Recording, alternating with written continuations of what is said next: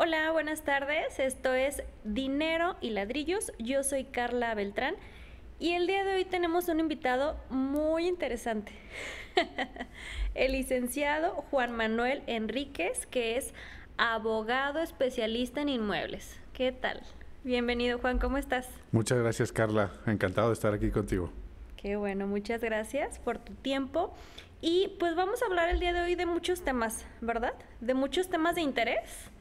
No vamos a alcanzar a abordarlos todos, entonces pues vamos a próximamente agendar, ¿verdad? Para darle la calidad y el tiempo que merecen a todos estos temas para brindarles pues una información lo más completa posible. Vamos a comenzar hablando de los juicios. Hay varios juicios y aquí pues mi amigo el licenciado Juan, uno de sus servicios, uno de sus muchos servicios es la asesoría jurídica, ¿verdad? En estos tres juicios distintos, y así podríamos clasificarlos, que son el hipotecario, los sucesorios y sobre la propiedad. A ver, Juan, platícanos un poquito del el juicio sucesorio, que es, les doy un resumen así rápido, cuando alguien fallece, ¿verdad? Este servicio es si deja o no testamento. ¿Cuál sería aquí la asesoría que ofreces? Gracias. Mira, el tema de los juicios civiles es más amplio, digamos, que de los que estamos mencionando, pero sí podemos abordarlos de a poco, como bien dices, ¿no? Podemos segmentarlos, podemos decir, hablar ahorita del juicio sucesorio. ¿Cuándo se tramita un juicio sucesorio? ¿Cuándo tenemos que hacer el trámite nosotros los abogados o los notarios en su caso? Cuando una persona fallece y esa persona tiene bienes dentro de su patrimonio que sean susceptibles de ser adjudicados a uno o más herederos, ¿no? Es cuando se requiere promover este tipo de trámites para que jurídicamente los herederos pues adquieran la propiedad y puedan disponer de los bienes, porque mientras esto no pase, los bienes van a ser parte de una masa hereditaria de la que no se puede disponer, sino que tiene que administrarse a través de una albacea y digamos, la ley lo regula también, ¿no? Pero ¿Te refieres cuando se deja un testamento? Cuando previamente el propietario de dicho bien deja un testamento. En ambos casos, cuando dejan un testamento o no, es necesario promover el juicio sucesorio para que el juez, o en su caso el notario también, cuando hay testamento sobre todo, determinan ya específicamente quiénes son los herederos, ¿no? Porque puede ser el caso de que haya un testamento y el autor del testamento o el de cuyos, como lo mencionamos en el argot jurídico, haya dispuesto que los bienes sean para uno solo de sus hijos, ¿no? Por ejemplo, y tiene 4 hijos. Entonces, lo tiene que confirmar el mismo juzgado. Se hace una serie de investigaciones, ¿no? Se giran oficios al registro público, al archivo de instrumentos públicos, a la Procuraduría Social, para confirmar, como hay distintos tipos de testamento, se giran oficios para corroborar que efectivamente ese testamento que hay sea el último, y el juez ya con base en toda la información que recabe determina o hace una declaratoria de herederos. Si efectivamente será el último testamento y el autor del testamento dispuso que fueran especialmente para uno solo de sus hijos, pues así va a pasar, ¿no? Y los demás quedan fuera completamente. Pero entonces, en resumen, o sea, sí es bueno hacer un testamento, ¿no? Aunque también se lleve a cabo un juicio sucesorio, si hay testamento, ¿se podría decir que esto ahorra tiempo, el hacer previamente tu testamento? Sí. Tiempo, problemas y dinero, ¿no? Sí, al final de cuentas es lo idóneo, ¿no? Siempre se recomienda hacer testamento. Uno, para que el autor del testamento garantice que se va a cumplir su voluntad, ¿no? Que esa es la función del testamento y la función del juez al ejecutarlo, ¿no?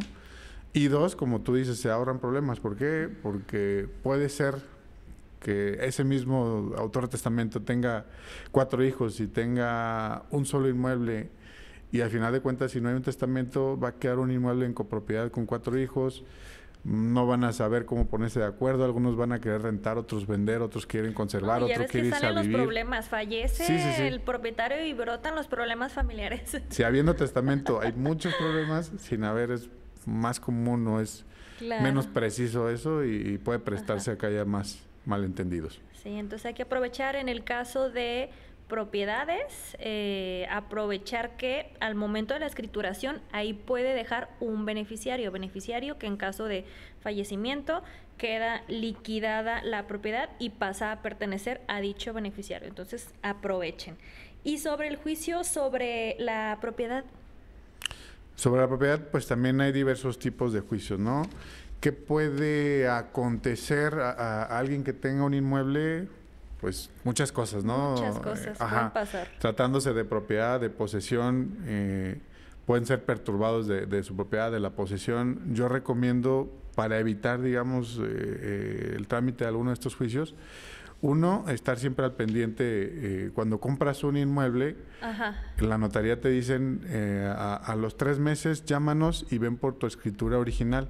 ¿Por qué? Porque cuando firmas tu escritura, el notario todavía después tiene que hacer las inscripciones correspondientes y demás, tú bien lo sabes. Y tienes que acudir por tu escritura, la recoges, con eso tú ya tienes la certeza de que se inscribió en el registro público y de que se inscribió en el catastro y ya todo, digamos, los registros públicos del inmueble van a ser tuyos. Y en segundo lugar, hay un mito en el tema de los arrendamientos, por ejemplo, que la gente dice que cuando transcurren más de 5 años cuando le estás rentando a alguien ya puede reclamarte de alguna manera eso fue muy sonado. la propiedad. Sí, es un que ya mito. Ya es tuya. Ajá. Y hay gente que todavía lo cree y se detiene tal vez a rentar o adquirir más propiedades para renta por ello. Sí, cada vez es más común es menos común ese mito, pero todavía subsiste y pues sí causa problemas, ¿no? Tú con tu contrato de arrendamiento te respaldas de que eres el propietario y de que quien te está rentando no tiene el derecho más que de la posesión y te evitas cualquier tema. La propiedad no está en riesgo. Yo se la puedo rentar a alguien 50 años y no voy a dejar de ser propietario ni voy a dar pie a que... Sí, totalmente falso. A que pase algo así. Ok, muy bien. Sí, y en el caso, comentaba sobre recoger las escrituras, ya lo hemos mencionado en este podcast, que en cuanto pasen esos 3 meses, no se esperen a que la notaría les llame. Ustedes llamen y recojan sus escrituras, porque me ha pasado que el cliente se le olvida, nunca habla, nunca la recogió, pasaron 2 años y fallece el notario. Fallece el notario y no se concluyó el proceso y es un show. Obviamente tiene solución, ¿verdad? Pero esa solución es tardía y cuesta. Costosa. Hay que desembolsar un dinero extra. Entonces, no se les olvide recoger sus escrituras. Y en caso de, platícanos un poquito esta figura del usufructo vitalicio. El usufructo vitalicio, digamos, la propiedad como tal jurídicamente se divide en 2 partes, por llamarlo así. El dominio directo y el usufructo vitalicio. Quien tiene el dominio directo, quien tiene una propiedad al 100%, posee los dos, ¿no? El dominio y el usufructo y puede disponer de ella, venderla, rentarla, etcétera. ¿Qué quiere decir usufructo? El usufructo te habla de usar y disponer del inmueble. Esta figura es para proteger, digamos, ciertos derechos. ¿Dónde es más común verla? Cuando alguien, ya sea en algún testamento o ya sea en vida, quiere hacer alguna transmisión de un inmueble y quiere respaldarse de poder disponer del mismo, ¿no? Por ejemplo, yo puedo comprar un inmueble, poner el usufructo directo a mi nombre y el dominio directo a nombre de mi hija. Y con eso yo me voy a respaldar, yo voy a disponer del inmueble mientras tenga vida, así lo dice, el usufructo es vitalicio. Entonces, mientras yo viva, yo voy a disponer, yo lo puedo rentar, yo lo puedo habitar, yo puedo darlo en comodato, o sea, prestárselo a alguien. Y yo voy a ser responsable del inmueble como tal, pero no lo puedo vender porque no tengo el dominio directo. Mi hija va a tener el dominio directo, pero no va a poder usarlo, no va a poder rentarlo, no va a poder vivir en él sin mi consentimiento, salvo que yo se lo otorgue, ¿no? Entonces, eso protege, digamos, esta división de la propiedad, busca proteger eso, ¿no? Que después hay gente que la llama, voy a donar en vida, voy a heredar en vida a mis hijos, y les hereda el 100% de la propiedad, el usufructo y el dominio directo, y al rato lo sacan de su casa, lo mandan al asilo y... Sí. La verdad, eso busca proteger esa figura principalmente. Sí, entonces, palabras simples, es una protección jurídica que utiliza el propietario para poder, se podría decir, ceder en vida, donar dicha propiedad, pero pues protegiéndose, ¿verdad? Con esas reservas, con esas restricciones. De cualquier mal uso. ¿Qué se puede hacer el usufructo vitalicio? Conocí una vez de un caso en el cual el usufructo vitalicio era, no sé, la hermana de la propietaria, era el usufructo, y los herederos, a quien iba a heredar esta propiedad, era a los hijos. Ok. ¿Qué uso puede darle el usufructo vitalicio a la propiedad? ¿Qué uso puede darle y qué uso puede no darle? Y los herederos, ¿qué uso pueden darle y qué uso pueden no darle mientras vive esta figura, el usufructo vitalicio? Entiendo que entonces se dispuso en un testamento, ¿no? Esa división del usufructo para una persona y el dominio directo para las otras. Sí, y ocasionó muchos problemas, fallece la persona y ocasionó muchos problemas entre la tía, el usufructo, y los herederos, los hijos a quien se les heredó la propiedad. Ok, les heredaron el dominio directo y la condición era que respetaran el usufructo de, en este caso, la tía, hasta que ella fallezca. Y esa fue ella vivía en la propiedad.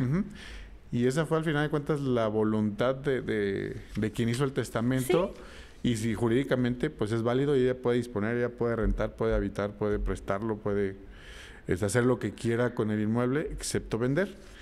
Y ellos van a ser, digamos, herederos del 100% y van a disponer de él hasta que fallezca esta persona. Entonces se extingue el usufructo que tenía y ahora sí ellos tendrían el 100% de los derechos sobre el inmueble. Pero el usufructo también puede rentar, puede disponer de la propiedad. Sí, el usufructo etimológicamente quiere decir el uso y el disfrute del inmueble. Entonces tú puedes utilizarlo o puedes gozar de sus frutos, por llamarlo así, en este caso la renta, o sea, lo puede rentar y ella tiene derecho a cobrar la renta, los herederos no. Ok. Y comentabas, cuando estábamos platicando previo a iniciar, que tú no recomendabas dejar las propiedades solas. Sabemos que hay muchas personas que adquieren propiedades no precisamente para vender ahí, para rentar, y a veces pues no les hace falta tal vez esa solvencia y deciden, por no meterse en problemas, no rentarlas, y ahí las tienen abandonadas. Sí, hay gente que por el mito que mencionamos no es quiere para rentar. Que no se queden con la propiedad. Sí, porque me van a quitar la propiedad, no es quiere rentar, o dice, me la van a maltratar y demás. Yo al final de cuentas, a quien tiene ese criterio, yo les digo, pues lo que te lo maltraten o demás, con el dinero que estás recibiendo de la renta, lo conservas, lo reparas, etcétera, ¿no? Que obviamente no es la intención, ¿no? La intención es protegerte tú, que tengas un buen inquilino y que no estés batallando, que en vez de gastar ese dinero todo en el inmueble, pues tú tengas una utilidad, ¿no? Entonces... Sí, en lugar de dejar sola la propiedad corriendo bastantes riesgos, ¿no? Sí, y uno de ellos es pues que llegue alguien más y que pretenda adueñarse de la propiedad, ¿no? Desde hace mucho tiempo existe y hoy en día, creo que les llaman paracaidistas o algo así. Sí, o el que aluden como el cártel inmobiliario, ¿no? Así como hay crimen organizado que opera en ciertos sectores, pues hay crimen organizado que ve el tema de los inmuebles y hace movimientos y demás. A mí me pasó, yo era apoderado de un banco, trabajaba en un banco, tenía poder para firmar escrituras de adjudicación. Entonces, me tocó firmar algunas, el banco tomaba posesión de las casas que se adjudicaba derivado de los juicios y posteriormente las vendía, ¿no? Y en el lapso de que la casa se quedaba sola, que tomó posesión el banco y en lo que se vendía, había gente que se daba cuenta, que entraba a la casa, que hacía escrituras falsas como si estuviera vendiendo yo. A mí me suplantaron tuve que ir a la fiscalía a declarar, tuve que ir después a una muestra de firmas, Ajá. por virtud de que... Usurparon tu identidad. Sí, y vendieron una propiedad como si el banco la estuviera vendiendo, y ahí pues el banco es quien tuvo que tomar las acciones penales para que pudiera retrotraerse esa venta, y esos son temas costosos, tardados y a final de cuentas inciertos, ¿no? Porque la autoridad es quien va a decidir quiénes son los responsables, quién tiene que hacer la investigación, quien decide si realmente hay digamos, posibilidades de que se anule esa escritura con la que transmitieron. Entonces, para mí, si alguien tiene un inmueble, mi consejo es que lo rente. Si no se puede rentar, que lo guarde cosas, que esté yendo, que no lo deje solo mucho que tiempo. Se dé sus vueltas, porque al final de cuentas... Para evitar este tipo de situaciones, porque pues es a lo que comentas, cuando están solas, o sea, se presta para... Sí, y desafortunadamente pues eso existe, eso es algo real. Sí, va a seguir no es tan existiendo. común, no es tan común, pero pues al final de cuentas, con los niveles que tenemos de impartición de justicia, que el 1% de los delitos son sentenciados con una condena para el imputado, pues realmente se presta para que hagan lo que quieran los delincuentes. Bueno, pues ya escucharon, no dejar las propiedades solas. Exacto. Vale, y el tercer juicio que vamos a abordar es el juicio hipotecario. Juicio hipotecario es un juicio que se lleva a cabo cuando el acreditado del crédito hipotecario deja de pagar. Recordemos que la propiedad se queda en garantía, le pertenece al banco. Entonces, aquí cuando deja de pagar, ¿cómo entran aquí los servicios de un abogado especialista en este caso? Ok. Mi consejo, nuevamente, es contratar los servicios de un abogado incluso antes de que tú tengas el problema encima, la demanda, ¿no? ¿Por qué? Porque a final de cuentas hay gente que la notifican y llega ya con el término encima y tú tienes como abogado que contestar la demanda en 5 días, dependiendo del juicio, ¿no? Pero a veces son 5 días lo que te dan para contestar. Tienes que documentarte, tienes que investigar, tienes que hacer todo en un lapso de tiempo muy corto. Cuando a veces, si te asesoras desde antes, tú puedes negociar con el banco, puedes ver alternativas, puedes buscar hacer un convenio.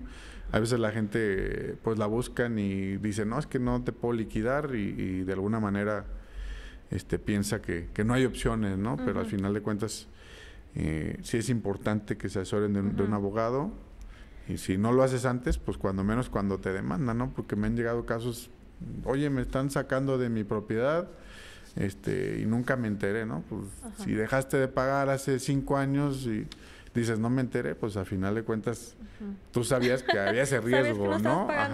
Entonces busca un abogado que te explique, que te diga cuál es la situación que tiene tu casa, para que tú veas las opciones, ¿no? Como platicábamos justamente hace un momento, hay gente que también piensa que no puede vender su casa porque ya se atrasó, porque ya hay un juicio, etcétera.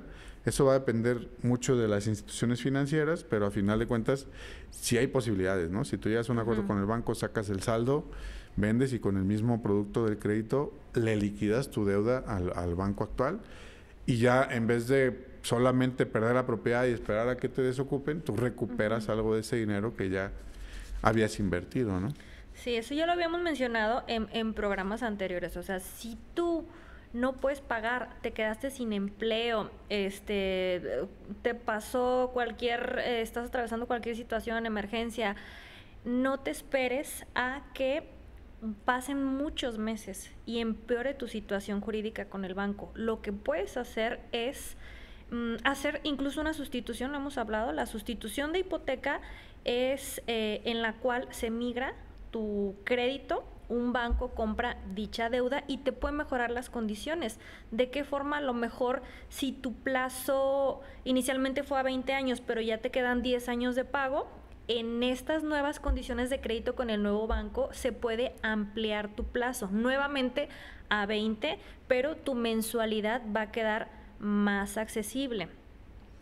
Otra opción sería vender, como tú lo mencionas. En cuanto tú entres en esta situación, antes de que te vayas a juicio, porque el banco te va a notificar cuando pues te vaya pues a retirar la propiedad, ¿no? Entonces, es por etapas, entonces no esperarte vender por medio de una inmobiliaria dicha propiedad y pues queda saldada el banco cuando realiza esta compraventa, salda dicha cuenta, entonces pues tú ahí puedes hasta ganar, no recuperas como tal vez lo invertido, pero pues gracias a la plusvalía las propiedades van en incremento, entonces no recuperas tal vez todos los meses enganche, pero no es tanta tu pérdida, entonces eso se recomienda. Vender y tenemos también en el banco un seguro de desempleo, pero hay que notificar al banco. En cuanto suceda, el banco no va a saber pues por qué situaciones estás pasando, va a seguir cobrando tu mensualidad, entonces notificar y es desempleo involuntario, pero notificar para que te pida los documentos pertinentes y tú puedas comprobar que fue involuntario y puedas hacer válido dicho seguro. Dicho seguro lo tenemos en todos los bancos y no tiene costo. No tiene costo y te cubre más o menos 3 eventualidades durante tu plazo y hay bancos que te cubren 3 meses, no pagas durante 3 meses, hay otros que hasta 6 meses, entonces aprovechar todos estos beneficios.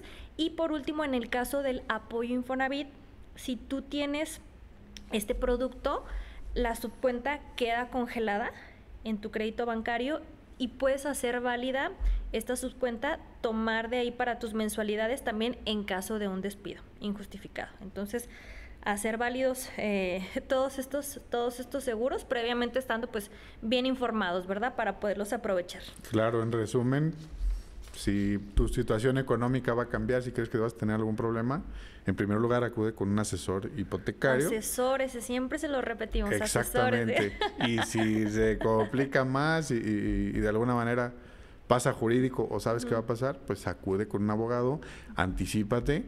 Es mejor pagar una consulta a un abogado y saber en qué situación estás que esperarte no pagar y perder todo al final, ¿no? Realmente creo que es muy importante prevenir en esta clase de temas, donde está en juego tu patrimonio. Totalmente de acuerdo. Y en el caso, Juan, de las adquisiciones como inmobiliaria, ¿qué investigación se lleva a cabo? ¿Cuál es el beneficio? Digo, aquí también lo hemos mencionado, tú puedes comprar una propiedad en trato directo, se puede, es válido. Puedes hacerlo de esta forma o también por medio de una inmobiliaria. Hemos resaltado ya los beneficios. ¿Puedes tú comentarnos cuál es la investigación que se hace?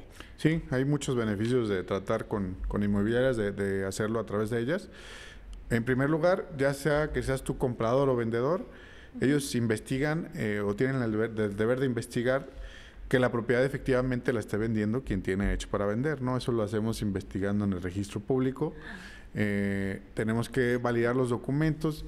Si llega alguien a una inmobiliaria a vender la propiedad, te piden ciertos documentos y ellos validan, por ejemplo, que coincida la superficie en catastro con la que tienes en el registro público, que efectivamente tu propiedad esté libre de gravamen, porque me ha pasado que hay quienes quieren vender y tienen un gravamen que ni siquiera sabían que existía, ¿no? Entonces, necesitamos arreglar esos problemas antes de poder pues, sacar a la venta, porque al final de cuentas, si tú traes un comprador y después resulta que tienes que hacer un trámite que tarda 3 meses o 6 meses en realizarse, pues al final de cuentas no vas a poder cerrar tu operación porque no te asesoraste con anticipación, ¿no? Ellos revisan también pues, que quien venda sea propietario, que quien compre esté acreditado, tenga los recursos suficientes o sea sujeto de crédito, etcétera. Y con eso pues garantizamos pues el éxito de la operación, ¿no? Que no vaya a haber riesgos y que se lleve a cabo la operación como debe de ser. Súper principalmente. Bien. Fíjate que cuando es trato directo, se lleva a cabo la compraventa. Como ya lo hemos mencionado, se lleva a cabo. Previamente, asesor hipotecario, no es el especialista, pero sí revisa dicha documentación, coteja ciertas cosas que tú estás mencionando como primera etapa. Cuando no hay asesor inmobiliario, se cotejan ya en una segunda etapa para darte a ti como cliente esa seguridad, si quieres comprar en trato directo. Ese trabajo que tú comentas lo hace la notaría, una notaría dentro del padrón del banco. Pero cuando la notaría revisa todo esto, el cliente ya pagó avalúo. Y muchas veces el cliente, aparte de ya haber desembolsado ese dinero, ya firmó un contrato de compraventa. Exacto. Entonces, ahí pues es responsabilidad del cliente. Es responsabilidad, repetimos, se puede comprar en trato directo, pero se minimizan todos estos temas, todos estos riesgos por medio de una inmobiliaria. Sí, por supuesto. Me ha tocado casos donde ya firmaron, ya dieron el enganche, o sea, el 10% del valor de la operación.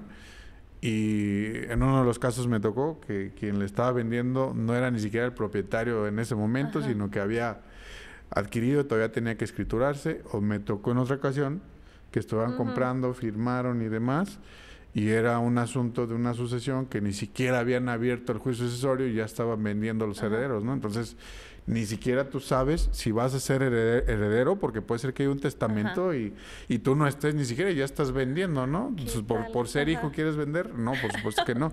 Debe haber una declaratoria de herederos. Entonces, todo eso lo podemos revisar las inmobiliarias y con eso...